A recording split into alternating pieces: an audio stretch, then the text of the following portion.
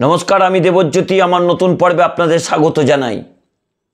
এতদিন পর্যন্ত নরেন্দ্র মোদী বলতেন ভারতীয় জনতা পার্টির কর্মী এবং নেতারাই তার পরিবার, কিন্তু গতকাল থেকে বিজেপি কর্মী এবং নেতৃত্ব আপনারা ভুলে যান। কারণ প্রধানমন্ত্রী নরেন্দ্র মোদী তার এক্স হ্যান্ডেল থেকে সেই পরিবারের কথা তিনি উড়িয়ে দিয়েছেন।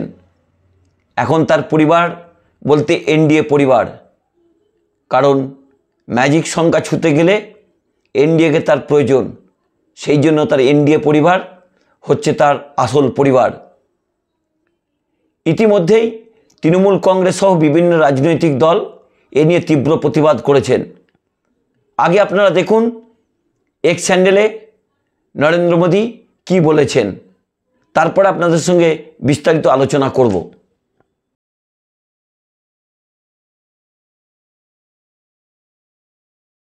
আপনারা দেখলেন প্রধানমন্ত্রী নরেন্দ্র মোদী 2024-এ তৃতীয়বারের জন্য সিংহাসনে বসার পর কিভাবে ভোল বদল করলেন, যে কর্মীদের ভোট নিলেন, যে কর্মীদের তিনি আপন করলেন, পরিবারের সদস্য বানালেন, তাদের তিনি দূরে সরিয়ে দিলেন।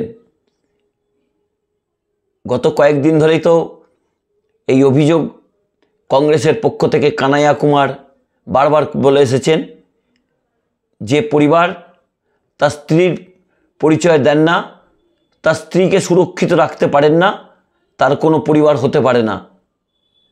সেই ছবি কিন্তু লোকসভা নির্বাচনের জয়লাভের পর যখন তিনি দেখলেন 240-এ তিনি দাঁড়িয়ে গেছেন, জোট শরিকদের হাত ধরতে হবে, চন্দ্রবাবু নাইডু নীতিশ কুমারের হাত ধরে ফেললেন, ম্যাজিক সংখ্যা ক্রস করে গেলেন, প্রধানমন্ত্রী হয়ে গেলেন তৃতীয়বারের জন্য।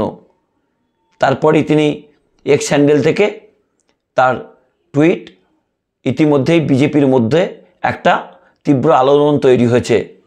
কারণ প্রধানমন্ত্রী নরেন্দ্র মোদী শুধু এই কথাটা এক্স হ্যান্ডেল থেকে জানালেন তার নিজের ইচ্ছা না, কারণ এনডিএর যারা শরিক রয়েছেন তারা ইতিমধ্যেই কিন্তু এটা নিয়ে প্রধানমন্ত্রীকে চাপ দিচ্ছিলেন বলে সূত্রের খবর।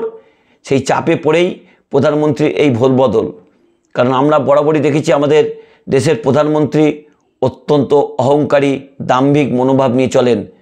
কারণ গতবার পর্যন্ত তার হাতে ছিল 303টি আসন, একাই সরকার গঠন করতে পারতেন, যাকে খুশি তিনি মন্ত্রী করতে পারতেন, তখন শরিকদের কোনো গুরুত্ব ছিল না। এবারে যখন পাঁকে তিনি পড়েছেন, জোট শরিক অর্থাৎ দুই পাল্টিবাজের তিনি হাত ধরেছেন এবং সরকার গঠন করেছেন। তৃণমূল কংগ্রেসের পক্ষ থেকে তীব্র কটাক্ষ করেছেন জয়প্রকাশ মজুমদার। তিনি কি বলেছেন আপনারা শুনুন।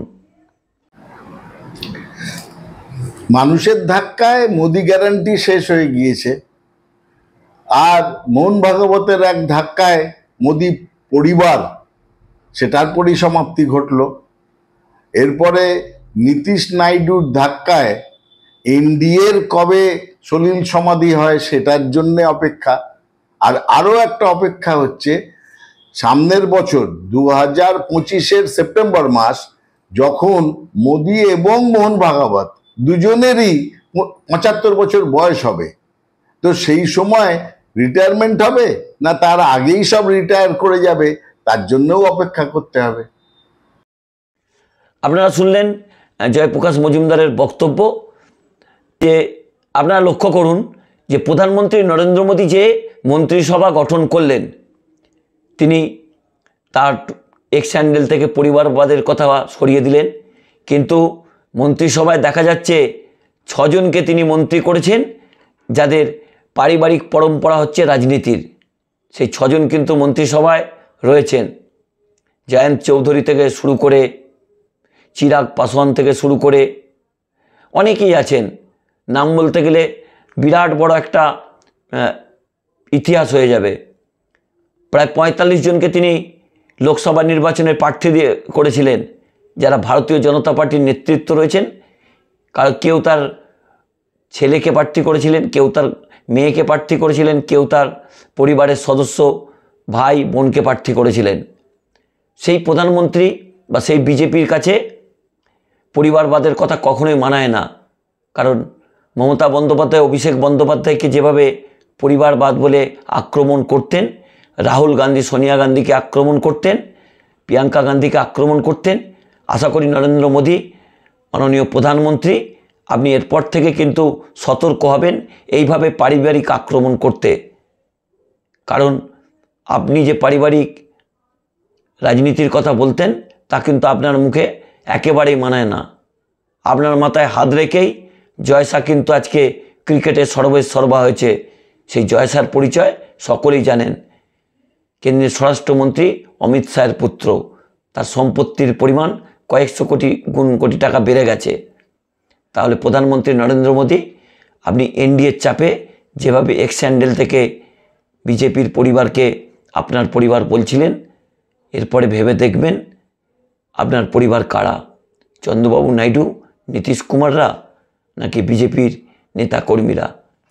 নমস্কার, শুভরাত্রি। আমার এই অনুষ্ঠানটি যদি ভালো লাগে আমার চ্যানেলটি সাবস্ক্রাইব করবেন, আমার বেল আইকনটি ক্লিক করে আমার পাশে থাকবেন। শুভরাত্রি।